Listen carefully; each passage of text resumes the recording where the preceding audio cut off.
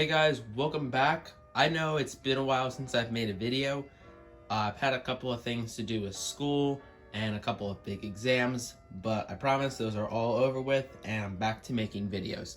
So today we are going to be taking a look at this 1996 K-Line Golden State passenger train. So the Golden State was a transcontinental passenger train that ran from 1902 to around 1968, so about 66 years in service. It was mainly a conjoined effort between two main railroads, the Rock Island, or actually known as the Chicago, Rock Island and Pacific, and the Southern Pacific. However, there were a couple other railroads, such as the Pennsylvania, that did trickle in a couple of passenger cars here and there. The train primarily ran from Chicago over into Los Angeles, so it truly was a transcontinental route. It pretty much traversed the entire Midwest and western half of the United States. The real passenger train consisted of a couple of locomotives, usually diesels, and about 16 passenger cars at the max, and those range anywhere from regular passenger cars to sleeping cars, lounge cars, observation cars, dome cars, dining cars, you name it, it was pretty much on the Golden State. Now, I did say that it was pulled primarily by diesels. However, it was not too uncommon that the Southern Pacific during the steam era and into the 1940s and 50s, you would see steam locomotives such as the AC-9s, the AC-12 cab forward, the GS-4s, and probably the MT-4 Mountains pulling this train. So what does that mean for me? Well, I think I might have to get a couple of Southern Pacific steam engines to pull this train now. So the model that you see in front of you consists of the two FA2A units, and then I've got 8 passenger cars behind it. And this is the 027 version. They also made a scale version, but to fit around my layout, the 027 version was pretty much the one to go with. Now, this whole set, I do have to make note, this whole set is not an actual set, and everything was a la carte. Everything was purchased individually. So the two A units, these were the only things that were a set. Both the A units were a set, and then all the passenger cars were sold individually. So nothing here was an official set. Everything was just sold separately, and we bought them all at different times. All right, so let's go ahead and talk a little bit about each piece in the actual train.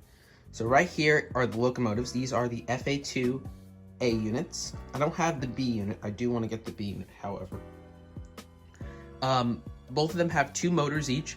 There's a power link in the middle so that this engine can talk to this one. So this is the A unit, even though they both have motors, but this is the leading A unit.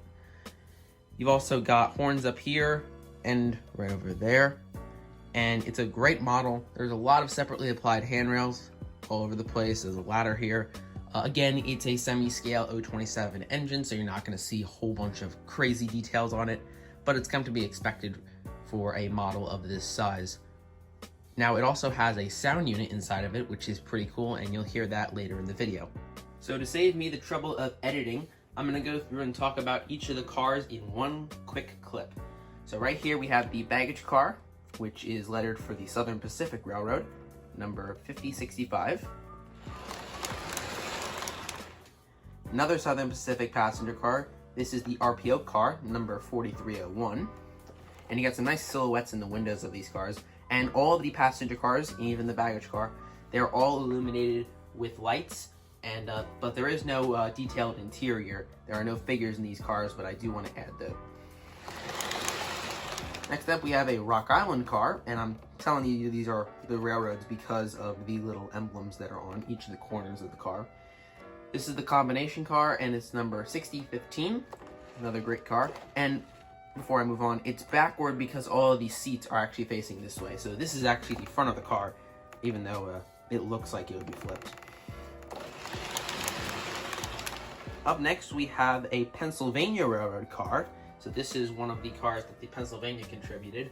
And this one looks like a sleeping car, but it may be a coach car. And this one is lettered as the Imperial Range. Up next is one of my favorite cars, which is the dining car, the Golden Harvest, another Rock Island car, number 427. And the detailed interior on this car looks really, really sharp. Got some nice blinds, a whole bunch of nice detailed seats in there. It just looks really, really sharp. one of my favorites in the set. Up next, we have the Southern Pacific Dome car, 214, the Golden Moon, and I really like the way the dome was done. The lights actually peek through and it shines the top as well as the bottom, which is pretty cool. Up next is the Imperial Terrace, pretty much the same thing as the Imperial Range, but there is a different name for it. And the Golden Divan, another Rock Island car, and this is the observation car, so if I flip it around, you guys can see the nice detailed back of the car. It's got a nice light here, the drum head here, a lot of nice molded in details. And this one is cool because it is actually a flat end observation car, which is pretty unique to this set. So we're gonna go put the train together, give you my closing thoughts, and we're gonna go ahead and run it around. So that about wraps up for the video. Once again, this is a fantastic train, and even though it's not scale, it is a lot of fun to run around. And if you can find them, they're definitely worth adding to your collection. Like I said, this is not an official set, and everything is sold individually. And they make a lot of extra cars. Like I said, there's the B unit that is missing. There's a box car, a couple other passenger cars. So who knows, maybe one day I'll add the entire set to the collection. Probably unlikely, but who knows, it can happen. So that being said, if you guys enjoyed the video, please be sure to give the video a big thumbs up. And if you want to see more from me, hit the subscribe button and go ahead and ring the bell so you get notified whenever I post anything new. And if you have anything to ask me or just want to say great job on the video, leave that in the comments below. So, as always, thank you guys so much for watching, and stay safe, and I'll see you down the line. Let's go run this train.